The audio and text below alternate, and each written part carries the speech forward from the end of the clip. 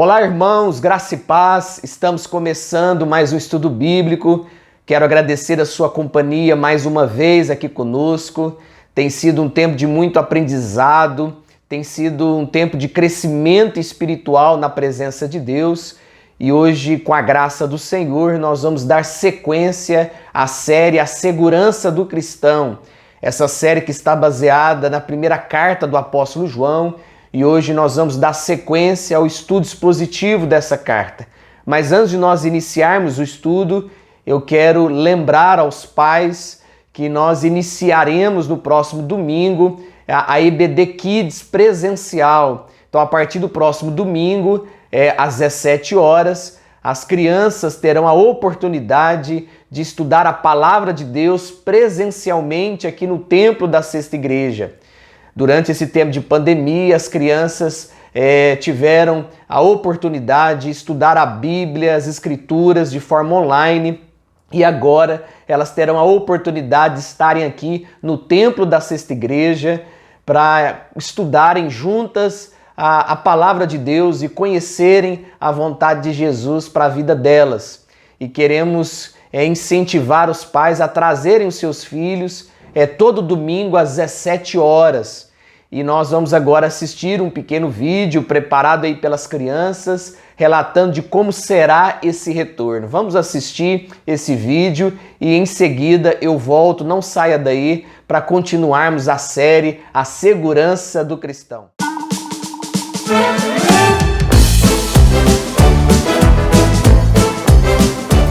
Oi, amigos! Vocês também estão com saudade das nossas EBDs? Eu estou com muita saudade. E a partir de 7 de novembro, nosso EBD voltará presencialmente em novo horário. Isso mesmo, a nossa EBD começará às 17 horas. Porque a nossa EBD está de cara nova. Teremos histórias incríveis, brincadeira, louvor e muita surpresa. E para que tudo dê certo, vamos fazer alguns combinados. Ninguém precisa trazer brinquedos e nem eletrônicos, como tablets e celulares. Mas o principal é levar muita alegria e disposição. E traga a sua Bíblia. Enfim, poderemos encontrar os nossos amigos, mas precisamos manter o distanciamento. É para nossa proteção. É necessário permanecer de máscara o tempo todo. Sempre que precisar, usaremos álcool. Mas não se esqueça, chegue mais cedo. Esperamos vocês no EBD Kids! Vamos dar sequência ao nosso estudo. Quero convidar você a acompanhar comigo a leitura que está em 1 João, capítulo 3, versos 4 a 7.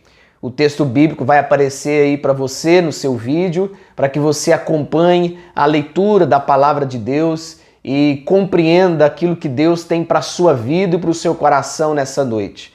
Então vamos ler juntos a palavra do Senhor que nos diz assim: todo aquele que pratica o pecado também transgride a lei, porque o pecado é a transgressão da lei.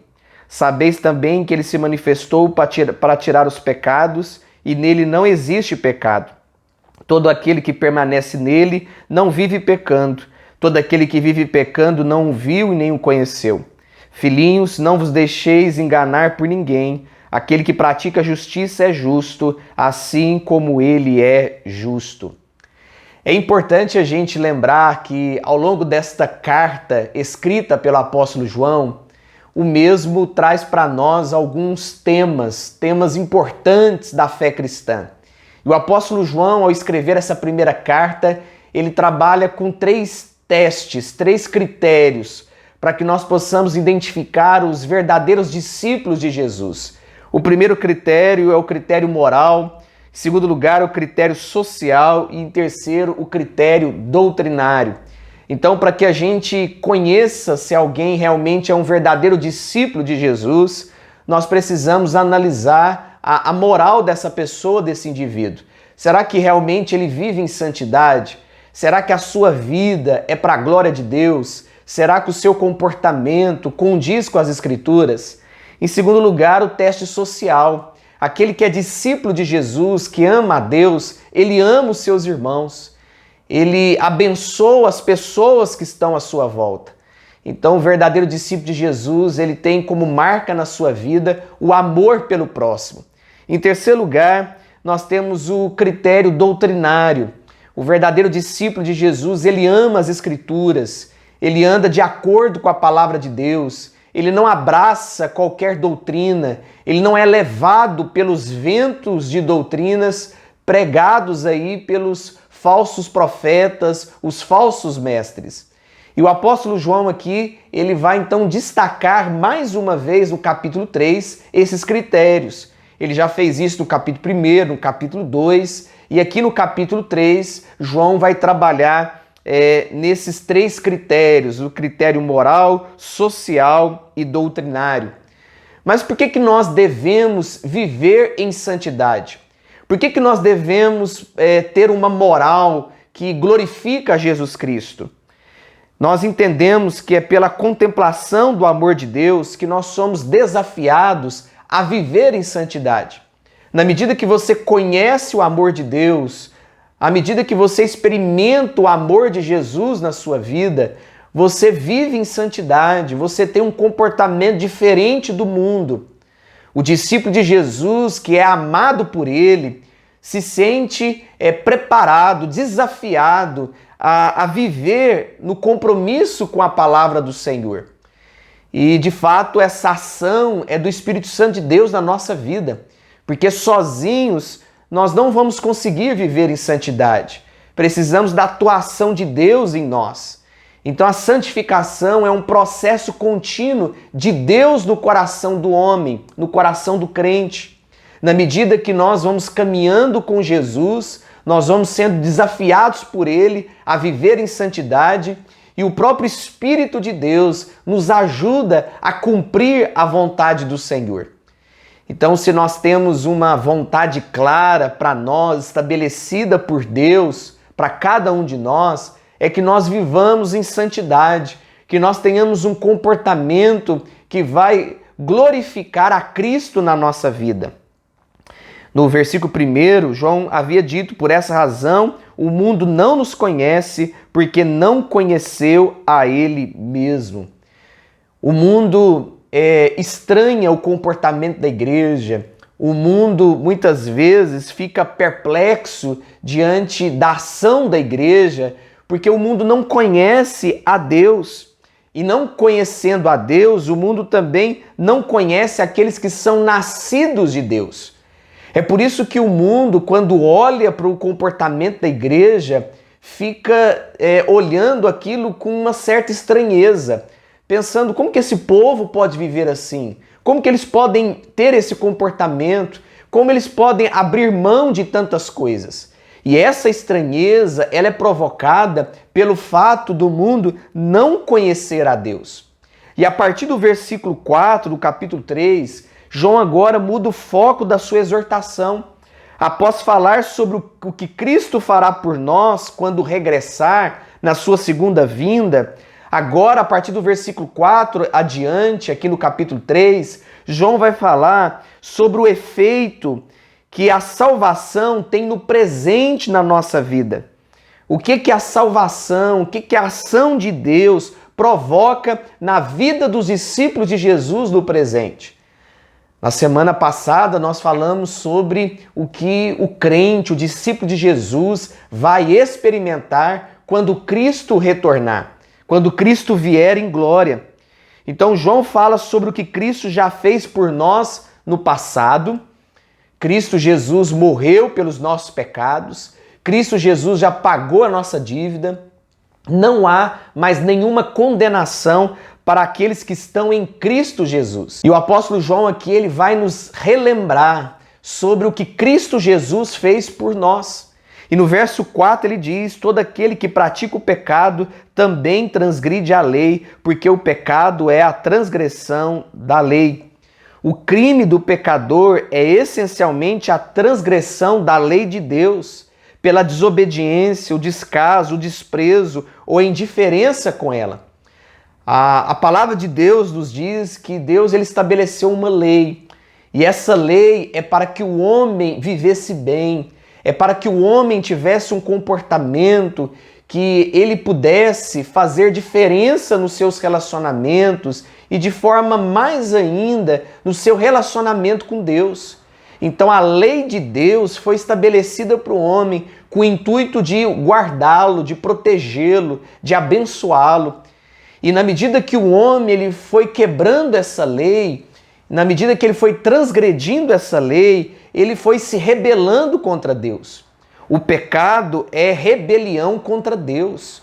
Esse é o significado do pecado. O pecado é quando nós damos as costas para Deus, quando nós somos indiferentes ao Deus Criador, a esse Deus que nos deu uma lei para que possamos guardá-la e viver segundo a sua vontade. E o apóstolo João, ele continua no versículo 5, sabeis também que ele se manifestou para tirar os pecados e nele não existe pecado. A palavra de Deus nos diz que nós não seríamos capazes de cumprir toda a lei. A lei, diante do homem pecador, seria algo impossível de obedecer a todo momento, a todo instante. Um homem, uma hora ou outra, ele iria tropeçar nessa lei estabelecida por Deus. A lei que nós não éramos capazes de cumprir, Jesus Cristo cumpriu em nosso favor. Jesus Cristo, santo, perfeito, a imagem e semelhança de Deus, o Deus invisível, o Deus de glória, o Deus todo-poderoso, ele se manifestou e ele cumpriu toda a lei em nosso lugar.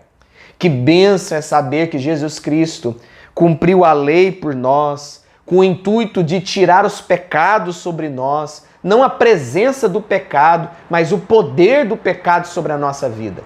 É certo que ainda nós não estamos livres da presença do pecado, mas da condenação do pecado, porque Jesus Cristo já morreu por nós, ele já cumpriu toda a lei em nosso favor e nos salvou. Agora haverá um dia que nós estaremos livres da presença do pecado, e isso só vai acontecer quando Cristo Jesus se manifestar. E João lembra aqui para nós que nele, em Cristo, não existe pecado.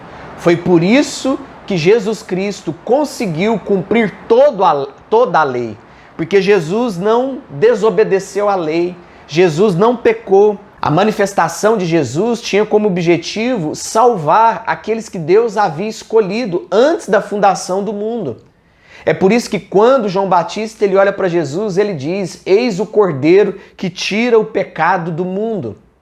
E no verso 6, João continua: todo aquele que permanece nele não vive pecando. Aquele que ama Jesus Cristo, aquele que reconhece que é um verdadeiro discípulo do Senhor, não vive pecando. Ele busca a santidade, ele busca a santificação. E o apóstolo João vai dizer que aquele que vive pecando não viu e nem o conheceu. Então aquela velha desculpa ao dizer que se eu sou discípulo de Jesus, se eu já fui salvo, se eu já fui escolhido por Deus, então eu posso viver de qualquer forma, essa não é a vontade de Deus para a sua vida. Isso é uma palavra diabólica, não é uma palavra que vai te fazer bem. Porque a palavra do Senhor nos diz que a partir do momento que nós encontramos com Jesus, na medida que nós recebemos a salvação de Cristo, nós realizamos boas obras. Nós cumprimos os mandamentos, nós andamos na verdade, nós fazemos de tudo para viver segundo o querer de Deus. O verdadeiro discípulo de Jesus, ele não é escravizado pelo pecado, ele não tem vícios, ele peca, mas ele se arrepende, ele se volta para Jesus, ele não fica no mesmo erro. E é por isso que João é categórico, porque todo aquele que vive pecando, ou seja, aquele que não abandona os seus pecados de estimação, se assim a gente poderia dizer, aqueles que não sai de uma situação embaraçosa, promovida pelo pecado, esse não conhece a Deus. João está sendo muito claro aqui. Porque aquele que conhece a Deus, ele se arrepende, ele luta contra o pecado, ele busca fazer a vontade de Deus, ele se esforça a cada dia para ser a imagem de Cristo Jesus, ao mundo, para as pessoas que estão à sua volta. O teólogo Augusto Nicodemos, ele vai dizer o seguinte: o verdadeiro cristão permanece em Cristo como o galho da videira, derivando dele toda luz, vida, graça, santidade, sabedoria, força, alegria, paz e conforto. Meus irmãos, se nós cremos que nós estamos em Cristo, se nós cremos que Deus é o nosso Senhor, se nós cremos que nós viemos de Deus e que voltaremos para Deus, nós vamos viver toda a nossa vida em graça, em santidade, em sabedoria, em força, em alegria e em conforto. Nós vamos viver para a glória de Jesus. Nós vamos manifestar a presença de Jesus no mundo. E no verso 7, João diz: filhinhos, não vos deixeis enganar por ninguém. Aquele que pratica a justiça é justo, assim como ele é justo. Os falsos mestres queriam enganar os cristãos teologicamente e moralmente. Os falsos mestres daquela época queriam dizer para os discípulos de Jesus que o pecado não era tão grave assim, que o pecado era apenas um obstáculo no caminho e que eles não deveriam se preocupar tanto com o pecado. Mas a Bíblia vem ao contrário, as Escrituras nos mostram o contrário. As Escrituras nos mostram que diante do pecado nós precisamos nos arrepender, que diante do pecado nós precisamos voltar para Cristo, nós precisamos buscar o caminho que agrada a Deus. Você não pode viver nos mesmos pecados, fazendo as mesmas coisas a vida toda. Se você é um discípulo de Jesus, você vai viver em novidade de vida. Você vai viver de modo digno da sua vocação. Você não vai viver de acordo com o mundo, mas você vai viver de forma contrária aos ensinos do mundo, aquilo que o mundo tem estabelecido. Os discípulos de Jesus vivem uma contracultura, não aceita a cultura dessa época, a cultura desse mundo cruel, desse mundo inimigo de Deus. Então os falsos mestres queriam de todas as formas enganar os cristãos. E é por isso que o alerta, a exortação de João aqui é: filhinhos, não vos deixeis enganar por ninguém. Não se deixe enganar por ninguém. Não se deixe enganar por aqueles que dizem que o pecado não é tão grave assim e que você pode viver a sua vida da forma que você desejar. Isso é uma palavra contrária à vontade de Deus. Isso é rebelião contra Deus. Aquele que pratica a justiça é justo. Aquele que anda na verdade é justo. Assim como ele é justo. Quem é justo? O Senhor Jesus Cristo, aquele que morreu por nós. Então, nosso alvo é sermos como ele, como justo Jesus Cristo. Quem nasce de Deus se torna justo. Imitamos a Deus pela prática da justiça. Você já foi justificado por Cristo. Jesus Cristo já te justificou. Você não tem dívidas. Você não tem o que pagar. Jesus Cristo já pagou tudo por você quando ele morreu na cruz do Calvário. Ele pagou toda a sua dívida e você foi justificado. Não há mais nenhuma dívida contra você, porque Cristo Jesus assumiu toda essa dívida em seu favor. E nós precisamos imitar a Deus na prática da justiça. E talvez seja isso que mais precisamos nesses dias. É vivermos a justiça de Deus. Se você está sendo injustiçado, creia que Deus é justo e que você é apenas a manifestação dessa justiça. E que essa justiça, ela não vai ser feita pela força do seu braço. Ela não vai se cumprir pela sua própria força. Mas a justiça vai ser estabelecida em seu favor através de Deus. Então que no nome de Jesus, que você possa viver em santidade, no compromisso com a palavra do Senhor. E que essa palavra possa fazer morada no seu coração. E se tornar prática todos os dias na sua caminhada, no seu viver. Se você crê que essa palavra é verdade, então a pratique. Viva a verdade, se comprometa com as Escrituras, se comprometa com as palavras de Jesus e faça sempre a vontade dele. Deus abençoe sua vida. Nós estamos ficando por aqui. Na semana que vem nós vamos continuar essa série, A Segurança do Cristão, esse estudo expositivo nessa primeira carta do apóstolo João, e que você compreenda que você é amado de Deus, que você é discípulo de Jesus, e o discípulo de Jesus, ele não vive no pecado. Pelo contrário, ele busca a santificação, ele busca conhecer o Deus Santo, o Deus justo, e imitá-lo no seu viver, na sua caminhada. Vamos orar, vamos falar com Deus, vamos encerrar o nosso estudo bíblico agradecendo a Jesus por ter pago toda a nossa dívida naquela cruz. Querido Deus, nós te louvamos, nós adoramos o teu nome, porque o Senhor é santo, o Senhor é justo, o Senhor é perfeito. Obrigado, Deus, por ter morrido na cruz em nosso favor. Obrigado por ter levado sobre si todas as nossas dores, todos os nossos pecados.